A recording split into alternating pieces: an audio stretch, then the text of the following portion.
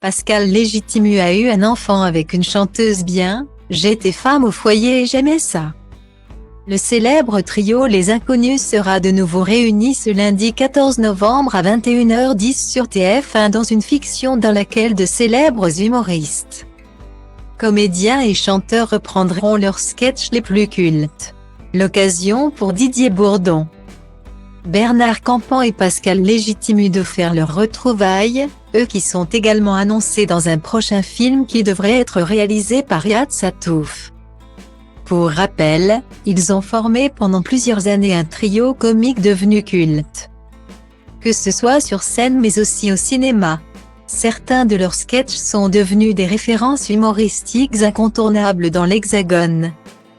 Un succès qui ne les a toutefois pas empêchés de s'épanouir à côté de leur carrière et de fonder des familles, à l'image de Pascal Légitimu, qui partage sa vie avec Adriana Santini, fille de Pierre Santini, depuis plusieurs années désormais. Style Diva place Holdé à 1 et à 1, 8 300 px, minimum et 250 px, at Media Screen End, minimum 8. 990 px, div. À place Holdé à 1 et à 1, 8 620 px, minimum et 350 px, style. Ils s'étaient mariés en 2010 avant d'accueillir l'année suivante une petite fille prénommée Alice Rose.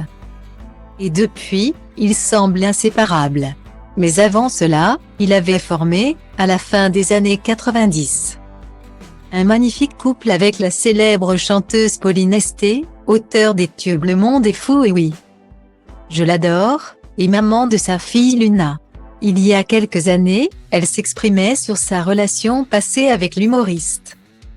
Dans une interview accordée à la Dépêche du Midi. J'ai passé une dizaine d'années avec Pascal Légitimu. À ses côtés, je ne recherchais pas comme une forcenée à enregistrer des disques, à faire des concerts. J'étais femme au foyer et j'aimais ça. J'ai aussi pas mal poponné en m'occupant de sa fille. Alors toute petite et adorable, avait-elle déclaré, alors qu'ils étaient déjà séparés. Mais ils semblent toutefois s'être quittés en bons termes puisqu'en 2007, ils collaboraient ensemble sur le film New Délire, lui écrivant le scénario aux côtés de David Dawan ainsi qu'Éric Leroc, et elle s'occupant des chansons du film.